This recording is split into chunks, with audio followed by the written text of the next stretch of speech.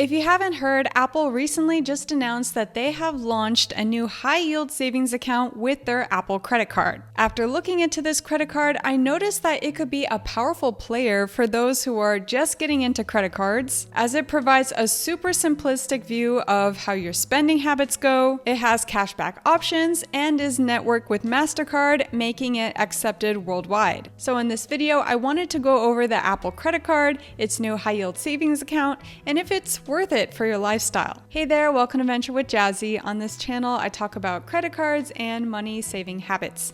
If you like the video, please leave a thumbs up, it'll really help the channel. So first, I wanted to talk about this new high-yield savings account that Apple is now offering. I really feel that this new high-yield savings account is what will make this Apple credit card a strong player in the market. For Apple Card customers in the United States, Apple will offer an annual percentage yield of up to 4.15%. And this is a pretty competitive offering because if you look at the national average, it's at 0.35% for savings accounts. Also, if you take a look at Bankrate to see all the competition in high-yield savings accounts, most of them are at the 4% range. And even among those, they do require a minimum balance. And that makes Apple special because you don't need any money sitting in that savings account in order to keep that account active. Plus, Apple has another great advantage that none of those banks can really offer, and that is you can see your whole account on one dashboard on your phone. And then yeah, there are those apps that the banks do offer,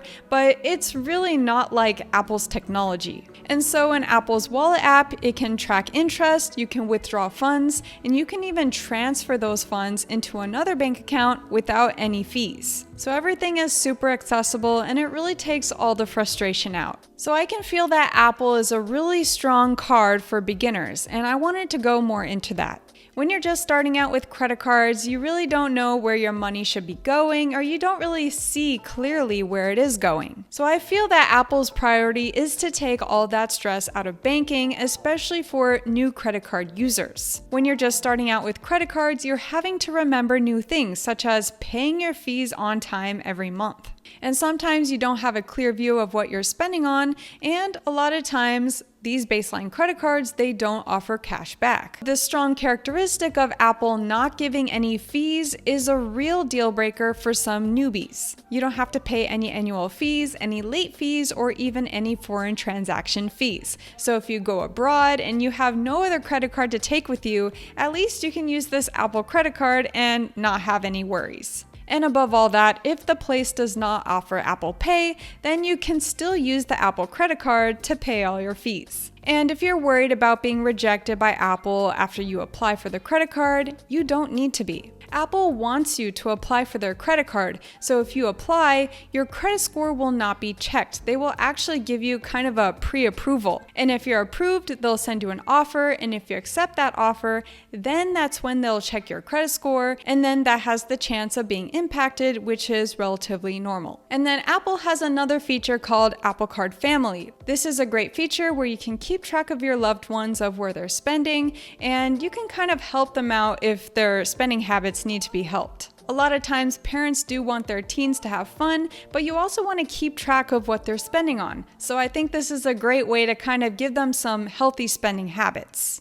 And of course, just to note, you can only get the Apple credit card if you're 18 or over. If you're a teen, you can be an authorized user. And there's another point that Apple helps you to avoid interest. So a lot of times, especially for beginners, you have no idea how you should be paying your card. There's all these numbers there, and it's just really confusing. So a lot of times with these credit card apps, they do push that minimum spending to be spent. So they make the number bigger or they make it bold. So you kind of feel that, should I be paying with the higher number or the lower number? I have no idea. Maybe the credit card app is just confused or broken. Those were actually my thoughts when I was just starting. I was afraid of paying the bigger fee because I thought maybe that's not what I should be paying. So a lot of these beginners, they might have that same idea of, okay, I'll just use that minimum spending and I'll pay my credit card there. So Apple, they're actually trying to prevent this by telling you what interest you would be paying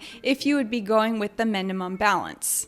So it's not saying that Apple is preventing you from paying the minimum balance, but it does say that, hey, there is this penalty that if you pay later, you're going to be having to pay extra. So I think it's a great way to kind of form this healthy spending habit. Okay, so we talked a lot about how beginners can really benefit with the Apple Card.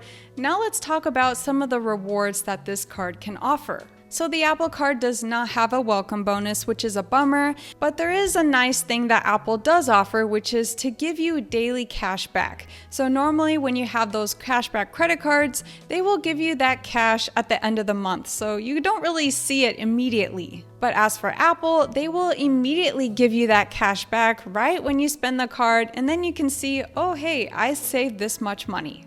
So as for the cashback offerings, Apple does have a category of 3% on select merchants, which does include Apple, Uber Eats, Uber, Exxon, Mobil, and Walgreens. And then for everything else, as long as you use Apple Pay, they will give you 2% cash back. And then if there's a case where you can't use Apple Pay, then they will give you 1% cash back. There is that limitation of what you can be getting with that 3% category, but hey, that 2% category, it's pretty in line with some of their competitors. Now I want to compare two other credit cards that I feel are on the same line as this Apple Card and are also no annual fee cards. The Citi Double Cash credit card is one of them. So this card does not have a welcome bonus, and it does offer 2% cash back on everything. So if you can't use Apple Pay, then that's when this card can probably shine a little better. And then there is also the Chase Freedom Flex and Unlimited. So as for Freedom Flex, there is a welcome bonus of $200 when you spend $500 within the first 3 months.